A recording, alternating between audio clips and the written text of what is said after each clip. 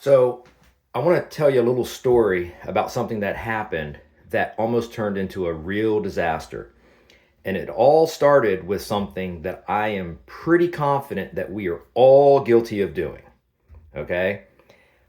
So, that was this: a load of laundry had gotten started in the washing machine, and it got forgotten about. The problem was it got forgotten about with the lid open. And as a result, the machine had filled, it had started its cycle washing, but then it stopped. It never drained, it never went into spin cycle, it never went beyond the initial wash because the lid was left open. And I am very, very confident that probably anybody that's used a washing machine has done this a time or two in their lives.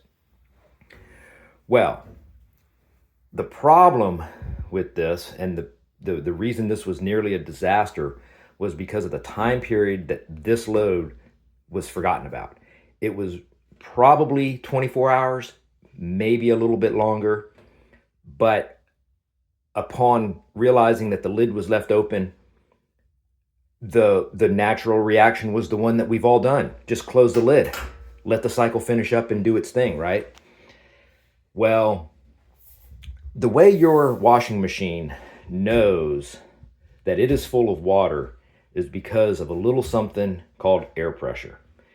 There is a rubber tube that runs from your water level selector switch all the way down to the very bottom of the outer plastic drum of your machine.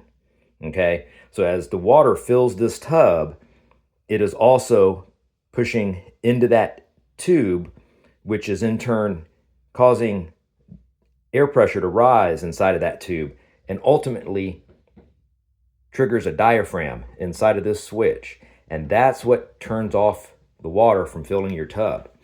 Well, because such a period of time had lapsed, what I think had happened was the air pressure had just slowly leaked out of the system. Okay, so the tub was full of water, but now that air pressure was gone. The machine no longer understood that there was water in there. So when this lid got closed, what do you think started to happen? Well, it started to fill itself and it started to overflow. And fortunately, it was caught pretty quickly. I would say probably only a gallon or gallon and a half or two of water hit the floor. It just barely started to make it out of the laundry room door, which is right behind me here. It did not make it onto and out into the area where there is wood flooring, so it just stayed on the tile. And I immediately stopped the machine from running so it would quit trying to fill itself, and threw towels on the ground and got it all mopped up, and it was fine. But I realized that was a mistake that was made that anybody, I think, could make. And I don't even know what period of time would be sort of the limit on that, right? Because like I said, we've all done that. We've all left this lid open, and then you come by and you shut it and it just continues on. So is it an hour? Is it 2 hours? Is it half a day? Is it, like I was saying, 24 hours? Where is that limit that the air in your line is going to leak out and cause that diaphragm to to effectively turn itself back off or in the open position or whatever position it's in that alerts the machine to the fact that there's water in there? I don't know. This is an older machine. So when I took everything apart to inspect things, I took that hose off. I blew through it to make sure this diaphragm was working. And in fact, it was. When I put the hose back on, the connector back down at the bottom of the drum, I went ahead and put a zip tie on there to act as a little hose clamp to make sure that was nice and tight around there, because over time, the little rubber tube is going to lose its elasticity. So anyways, but in order to prevent that or any other flooding disaster from happening, I thought, well, there's got to be something that's made to help, trigger the machine to turn off in the event that it's either overflowing from trying to fill, or if your drain hose were to have a clog or come undone from the bottom of your machine or something like that, and it's just pouring water out everywhere. All you would need to do is have the machine turn off to stop that. Well, sure enough, they make something that does just that. And you plug it in, and then this sits on the floor, and there's some sensors there. And as soon as they all come into contact with water, that device sounds an alarm and turns the machine off. So you'll hear the alarm going off, the machine will stop, and you will potentially avoid a further disaster. So I really wish I had bought one of these a long time ago.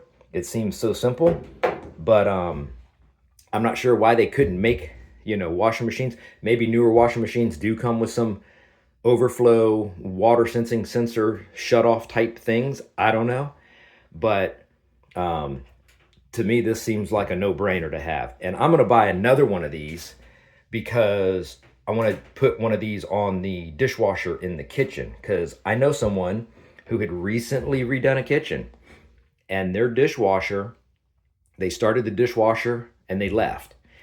And the float sensor that's in the bottom that tells the dishwasher it's got enough water in it, it failed. And their new kitchen got completely flooded out because the dishwasher just kept trying to fill itself.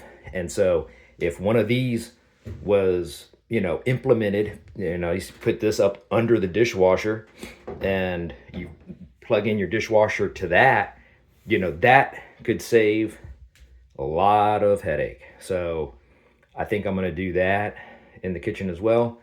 I think this device has a lot of good uses like that.